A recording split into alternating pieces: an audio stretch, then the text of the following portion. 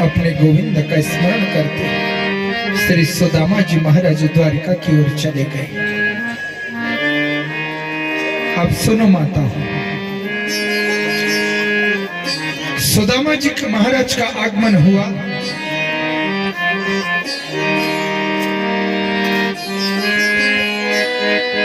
द्वार पर खड़े द्वारपालों से सुदामा जी ने कहा, अच्छा मैं एक निवेदन कर रहा हूं, सुनो। भागवत जी में ऐसा वर्णन नहीं है कि सुदामा जी द्वारिका गए तो द्वारपालों ने धक्का दिया या मारा, ऐसा कोई प्रसंग नहीं है। प्रेम से बोलना पड़ेगा। सुदामा जी महाराज जैसे ही द्वारिका पहुंचे, क्योंकि ब्राह्मणों का बड़ा सम्मान है द्वारिका में, रुक्मणी हरण जब माँ का कथा आपको श्रवण कराई, तब ब्राह्मण ने 7 पत्र ही पढ़कर के प्रभु को सुनाए। तब प्रभु ने कहा कि मेरे वहां ब्राह्मण सदा सम्मान पाते हैं। प्रेम से बोलना पड़ेगा। सुखदेव जी महाराज कह रहे, राजन परीक्षित, भगवान के अनंत प्रेम सखा सुदामा जी महाराज प्रभु के निकट द्वारिका पर आए तो सुदामा जी की दीनहीन अवस्था थी। और तब सुदामा जी ने केवल इतना कहा, क्या ये कृष्ण का भवन है? नूनम ब्रह्मन भगवता सखा साक्षात श्रीपति। और गोविंद के गुणानुवादों को मुख से गा रहे थे। ब्रह्मण्य शरणस्य भगवान 7 वर्षता। जब सुदामा जी दिव्य अपने प्रभु गोविंद के गीत को ही गा रहे थे, तो द्वारपालों ने जाकर के भगवान से कहा कि अरे प्रभु महाराज, द्वार पर कोई सखा आपका आया है और नाम उसका सुदामा है। जैसे भगवान ने सुदामा ही सुना था तो द्वारपालों ने मां शब्द भी बोला भी नहीं, तो भगवान ने अपनी विराट सिंहासन का त्याग किया, पटकाई छोड़ दिया। अंतरंग गोपियों के संग प्रभु विराजित, अंतरंग सारे सखा वहां बैठे भगवान के। और प्रभु ने जैसे ही सुदा शब्द सुना और मां कहते भगवान द्वार पर पहुंच गए। और जैसे द्वार पर पहुंचे, तुरंत भगवान ने अपने मित्र बाल सखा का दर्शन किया तो प्रभु ने सुदामा को गले से ही लगा लिया और गले से चिपट कर करके भगवान, और तुरंत प्रभु अपने बाल सखा सुदामा जी को भीतर लाए। भागवत में यह प्रसंग भक्त और भगवान का प्रसंग है। सुदामा जी महाराज को जब भीतर लाए भगवान, दिव्य राज गद्दी पर पधराया, तो देखो मैंने गीता का यह श्लोक बार बार आपको बोलता हूं कि ये यथा माम प्रपदन्ते ताम तथैव भजाम्यहम्। गीता में भगवान ने कहा है क्या, जो मुझे जिस भाव में भजता है मैं भी उसको उसी भाव में उसको फिर मैं भजता हूं। कह रहे हैं भगवान, उसको उसी भाव में भजता हूं। सुदामा जी महाराज अभी तक गरीब थे, दरिद्र थे, लेकिन देखो भगवान के संग सुदामा जी का जुड़ाव हुआ तो प्रभु ने द्वारिका की गद्दी में ही सुदामा जी को बैठा दिया। रुक्मणी आदि रानियों ने कहा कि जिन भगवान को, जिन प्रभु की गद्दी में हम आज तक नहीं बैठी, ये सुदामा कितना धनी व्यक्ति है। प्रेम से बोलना पड़ेगा।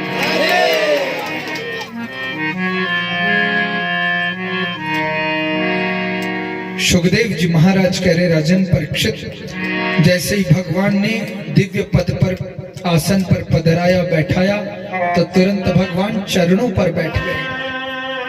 और चरणों में जैसे प्रभु बैठे, सब प्रभु ने सुदामा जी के चरणों को देख लिया। और जैसे ही प्रभु ने सुदामा के चरण को देखा तो भगवान रुक ही नहीं पाए, भगवान चरणों को देख करके रोने लगे।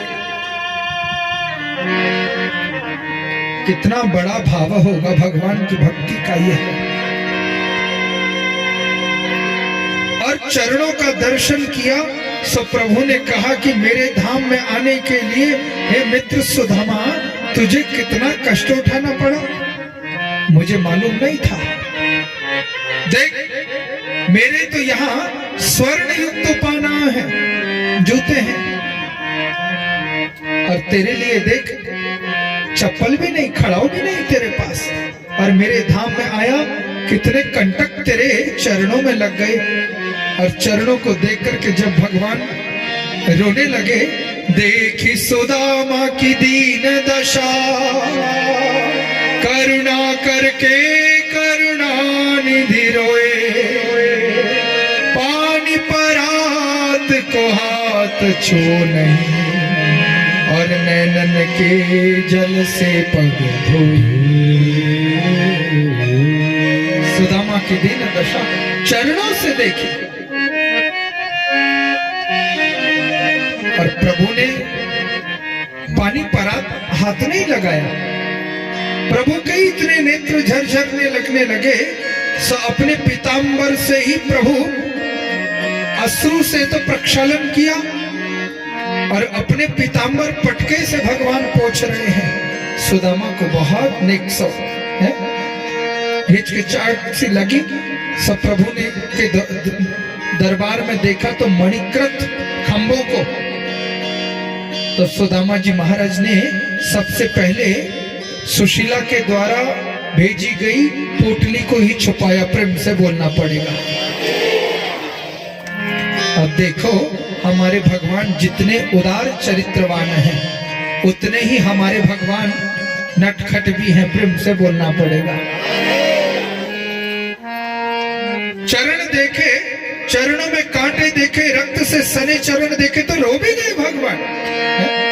देख सुदामा की दशा वो रो दिए, देख सुदामा की दशा वो रो दिए, चरण धोकर खुद पुजारी बन गए, चरण धोकर खुद पुजारी बन गए।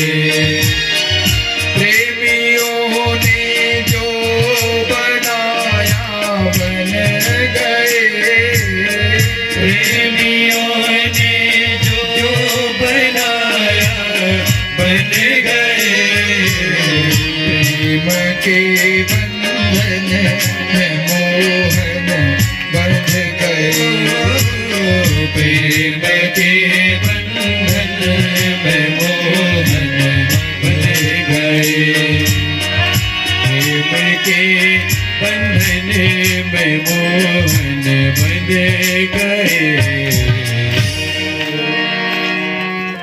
एक पल में तो भगवान रो गए, लेकिन दूसरे पल में सुदामा जी ने पोटली छुपाई तो भगवान ने कहा कि राज सिंहासन में बने हो राजा, और राजा बनकर के कोष को ही छुपा रहे हो सुदामा जी।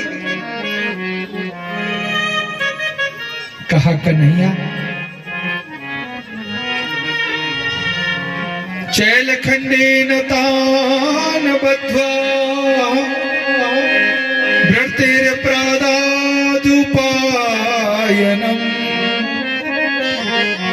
ये प्रभु, मैं तो कितना विपन्न हूं, कितना गरीब हूं, आपको क्या दे सकता हूं प्रभु।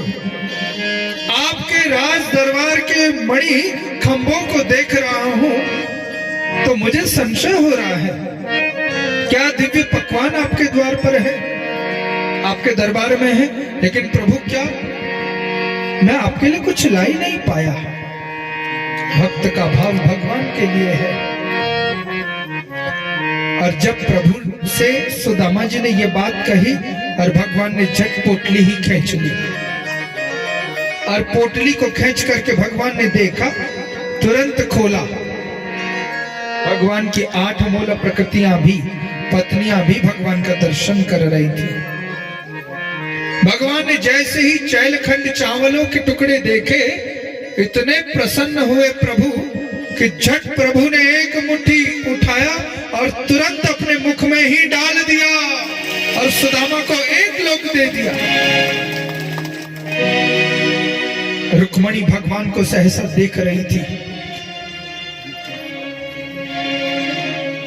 और सुदामा कह रहे हैं, भगवान आपके दांत में चुभ जाएंगे, यह तो कठोर चावल के खंड हैं, कण हैं। आप कहां 56 भोग की मेवा खाने वाले प्रभु, कहां ये चावल के खंड आप खा रहे हैं? और भगवान मुंह भी हिला रहे हैं, सुदामा की बात भी सुन रहे हैं। सहसा ही भगवान ने दूसरी मुट्ठी उठाई और दूसरी मुट्ठी को उठा करके भी भगवान ने जैसे अपने मुख में डाला, सुदामा को 2 लोक प्रदान कर दिए। अब तो रुक्मणी आदि, सत्यभामा, सत्या, कालिंदी सब देखने लगी। सो भगवान ने जैसे ही तीसरी मुट्ठी उठाई, सो रुक्मणी ने भगवान से दुहाई लगाई, प्रभु मैं जानती हूं कि आप भक्त के भगवान हैं, प्रेम से बोलना पड़ेगा, लेकिन क्या प्रभु सब भक्त को ही दे देंगे? कुछ तो हमारे लिए भी रखो। रुक्मणी के कहने पर भगवान ने तीसरी मुट्ठी नहीं खाई। दिव्य गपशप हुई, भगवान के संग बात वार्तालाप हुई। सुदामा जी की अपने पूरे जीवन का चर्चा सुदामा जी ने बताई, प्रभु ने सुनी। गुरु सांदीपनी के आश्रम में कैसे रहे, कैसे कैसे वहां लीलाएं हुई, कैसे दिन निकले, सारी विस्तार से चर्चा सुनी सुनाई। सुबह हो गई। अब सुदामा ने कहा कि कैसे दरिद्रता दूर करने के लिए कहूं कि अरे कन्हैया बढ़िया वाली धोती दे दे, प्रेम से बोलना पड़ेगा। ना तो ये देने की बात करता है और मैं कैसे लेने की बात करूं? देखो, भक्त भगवान से मांगता है, थोड़ा ही मांग पाता है, प्रेम से बोलना पड़ेगा। लेकिन भगवान की भक्ति ऐसे करो कि भगवान को ही मांग लो, और जो भगवान को ही मांग लेता है कि माया माया सब भजे, माया माया सब भजे, पर माधव भजे नहीं कोई, जो माधव को भजे माया चेली हो। देखो, विचार करो, जरा सोचो, हम भी भगवान के मंदिर में जाते हैं, क्या मांगते हैं? मणि महाराज एक मंजिल कस के बन जाची है, एक मंजिल बनी तो महाराज कस के 2 मंजिल है जेची और भले जेची, महाराज कस के एक चल है जेची, बस चल है गो, अब चल है गो, पढ़ाई लिखाई ले पूरी है गए, अब महाराज कस के नौकरी मिल जाची, बस है? फिर के न मांगछी तुम्हारी, नौकरी भी मिल गई, अब महाराज एक छोकरी भी मिल जाती तो और बढ़िया। भाई जिंदगी भर भगवान से मांगते ही रहे, प्रेम से बोलना पड़ेगा। महाराज छोकरी तो मिल गई, बड़ा अटपट है गए।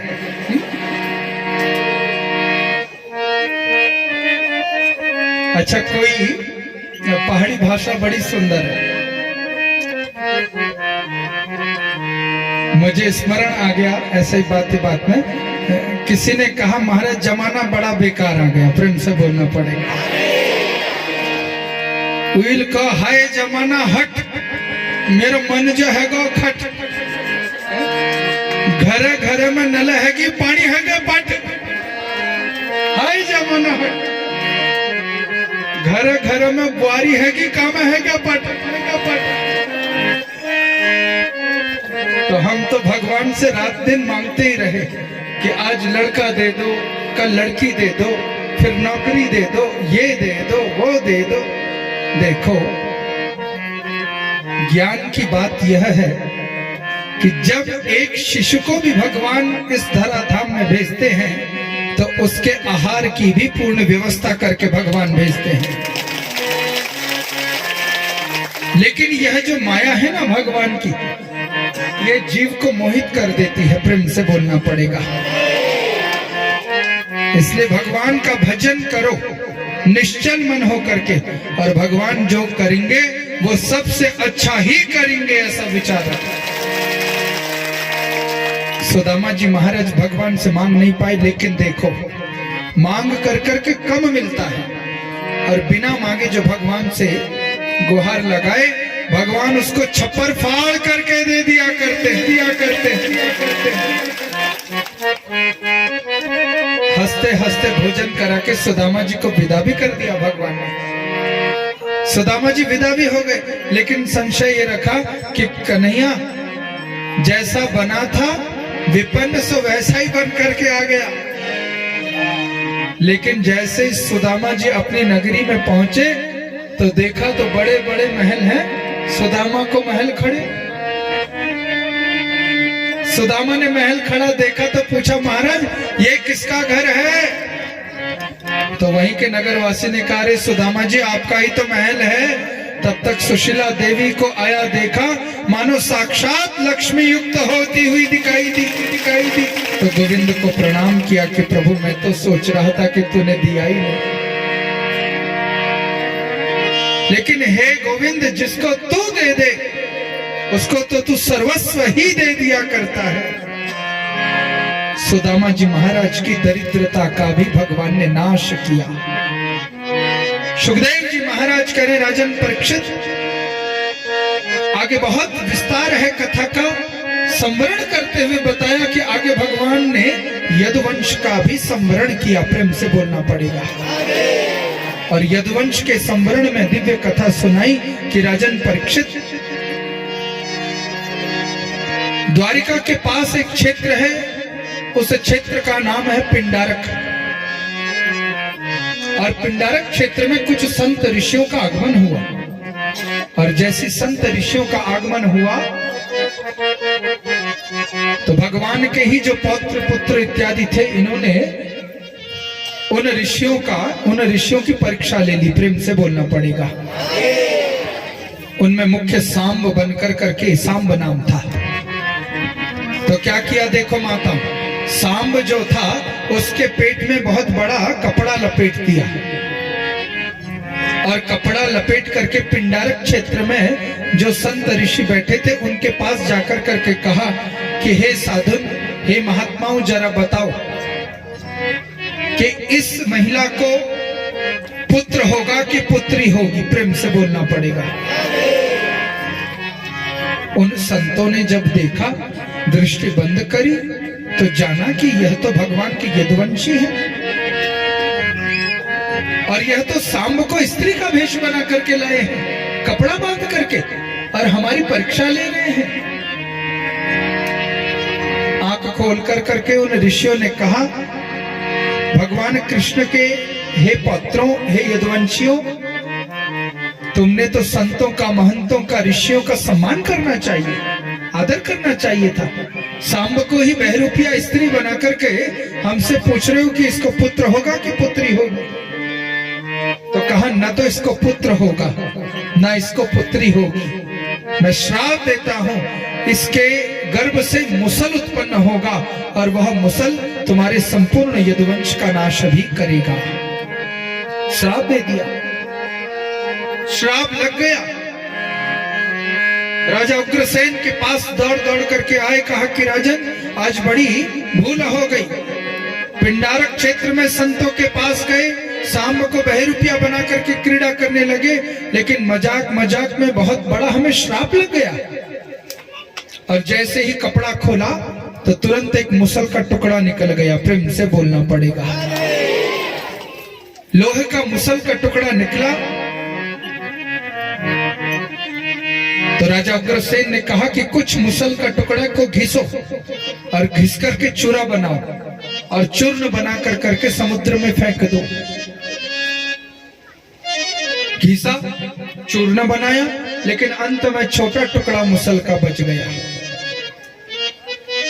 समुद्र में वह चूर्ण फेंका तो एरका नाम की घास बन गया बिना गांठ की, और एरका नाम की घास बन करके बहुत भाले के समान लंबा लंबा हो गया, और जो टुकड़ा बचा था वो टुकड़ा भी फेंक दिया।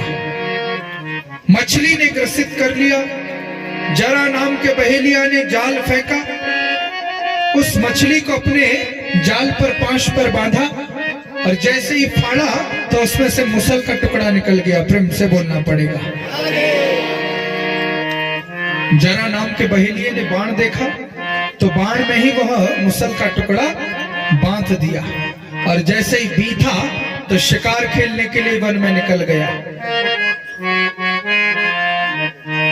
धनुष में प्रतिंचा चढ़ाया वह मुसल रूपी बाण, और देखा कि दूर दृष्टि से साक्षात भगवान कदम्ब वृक्ष के नीचे लेटे थे। तो भगवान का चरण चिन्ह, भगवान ने एक चरण के ऊपर दूसरा चरण रखा था। भगवान के चरण का चिन्ह जब पत्तों की ओट से इस जरा नाम के बहेलिये ने देखा तो मानो इसको ये लगा कि प्रभु के अंगूठे में चरण के जो मरकत मणि लगी है उसको तो इसने देखा कि ये हिरण की आंख है,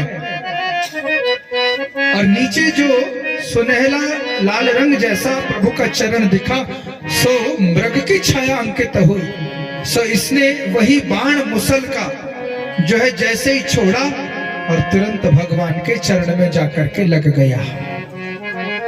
सुनो भागवत की कथा। जैसे भगवान के चरण पर जरा नाम के बहेलिये ने बाण बीथा तो बाण लग गया। दौड़ दौड़ करके आया तो पास में देखा तो साक्षात भगवान द्वारिकाधीश विराजित है। प्रभु को बाण से बिठा देखा तो चरणों में ही गिर गया और रुदन करने लगा। तो भगवान ने कहा, अरे जरा तू रो मत, ये तो मेरी लीला है। प्रभु आपकी लीला कैसे? तो कहा, रामावतार में जब मैं राम बना तो तू हे जरा बाली था, और जब तेरा अत्याचार इतना अधिक हो गया कि तुझे कोई मार ही नहीं सकता था, परास्त ही नहीं कर सकता था, तो मैंने छुप करके तुझ पर बाण चलाया था। प्रेम से बोलना पड़ेगा। आपको कथा मालूम है ना, बाली को भगवान ने छुप के मारा था कि नहीं? जैसे ही प्रभु ने बाली को मारा, बाली मृत्यु की सैया पर गिरा तो सुग्रीव से कहा कि अरे सुग्रीव, मैं तेरे मित्र जिनको तू भगवान कहता उनका दर्शन करना चाहता हूं, मेरी अंतिम इच्छा है। बाली ने कहा। तो सुग्रीव महाराज ने बाली की मृत सैया पर प्रभु को बुलाया, और तब बाली ने प्रभु को प्रणाम करके कहा कि प्रभु आप मेरी दृष्टि में भगवान नहीं है। प्रेम से बोलना पड़ेगा। धर्म हेतु प्रकटे गोसाई, मारे हूं मोहि व्याध की नहीं। आपको कोई भगवान नहीं कहेगा आज से। धर्म के हेतु के लिए आप प्रकट हुए हैं। आप राम है ना, आप भगवान हैं। और प्रभु मारे हूं मोहि व्याध की नहीं, आपने मुझे शिकारी की भांति मारा। ये कौन सा धर्म है क्षत्रिय का? क्षत्रिय तो कभी छुप करके मारते ही नहीं है। प्रेम से बोलना पड़ेगा। तो भगवान राम ने कहा, बाली तुझे मैंने छुप करके मारा है तो तेरा उद्धार ही हुआ है, और तुझे मैं वरदान दे रहा हूं, आज रामावतार में मैंने तुझको छुप करके मारा है। जब यदुवंश में कृष्ण चंद्र अवतार में लूंगा, तब मैं भी, जब तू मुझे छुप करके बाण मारेगा तब मैं अपने गोलोक धाम को जा पाऊंगा। वरदान दे दिया भाई।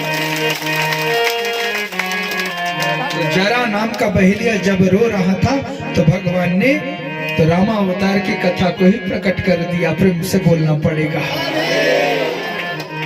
धर्म हेतु प्रकट गोसाई। भगवान स्मरण किया, तुरंत प्रभु गोलोक धाम को चले गए। उधर यदुवंशियों ने क्या किया, मदिरा का पान किया, मदमस्त होकर करके लड़ते लड़ते लड़ते समुद्र के किनारे आए और समुद्र के किनारे आकर के एरका नाम की घास को एक दूसरे पर मारने लगे। लोह के चूर्ण से जो घास बनी थी और उस चूर्ण से बनी घास को जब एक दूसरे पर मारने लगे तो इतने भाले के रूप में वह घास लगी कि सारे के सारे यदुवंशियों का नाश ही हो गया। लेकिन जब भगवान जा रहे थे तो उद्धव ने प्रभु को प्रणाम किया और कहा कि प्रभु आज आप हम सबको छोड़ करके जा रहे हो। तो प्रभु ने वहां पर भागवत में कहा कि हे उद्धव, वृंदावनम परित्यज्यम पादमेकम न गच्छति। इस ब्रज क्षेत्र को एक पग भी मैं छोड़ करके कभी नहीं जाता। प्रेम से बोलना पड़ेगा। और देखो, जो जीव इस मनुज देह को ही अगर वृंदावन बना ले तो इसी वृंदावन के हृदय में साक्षात बाके बिहारी प्रकट हो जाते हैं। और देखो, जैसे भगवान ने सारे भक्तों का उद्धार किया, ऐसे आओ आप और हम सब भी मिलकर के भगवान से प्रार्थना लगाएं। क्या, हे प्रभु, हमारी नैया को भी तो पार लगाओ। ओ नैया ले चल परली पार, जहां विराजे राधा रानी, जहां विराजे राधा रानी, जहां विराजे ब्रज ठकुरानी, जहां विराजे राधा रानी, अलबेली सरकार, ले चल परली, चल परली, सावरिया ले चल परली, सावरिया ले चल परली, जहाँ विराजे आनंद हरिओ, जहाँ विराजे राधा रानी, जहाँ विराजे राधा रानी, जहाँ विराजे राधा रानी, अलबेली सरकार, ले चल परली, सावरिया ले चल परली, कन्हैया ले चल परली, सावरिया ले चल परली। देखो, अगर पार होना है तो दोनों हाथ उठाओ जरा, तभी तो पार हो गए। बोलो बाके बिहारी लाल की जय हो।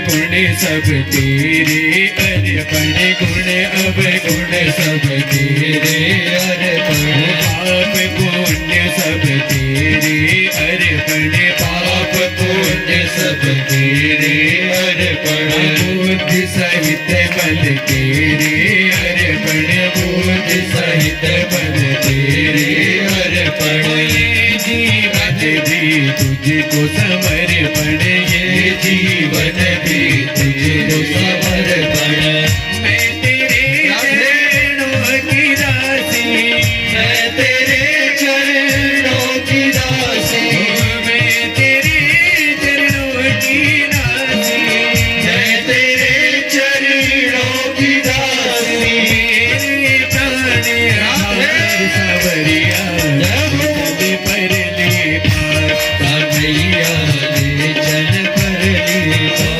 कन्हैया ले चल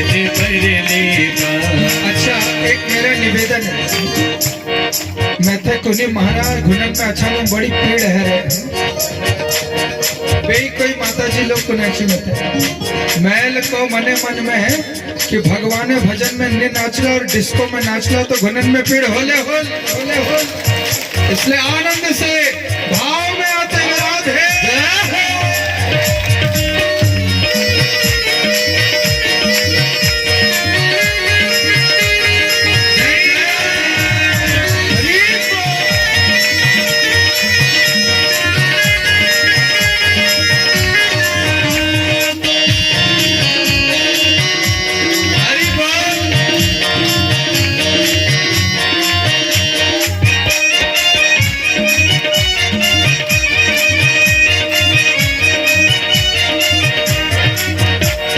तेरी आस लगा बैठी हूँ, तेरी आस लगा बैठी हूँ, लज्जाशील गवा बैठी हूँ, लज्जाशील गवा बैठी हूँ, अपना हाथ लुटा बैठी हूँ, अपना हाथ लुटा बैठी हूँ, आंखें खूब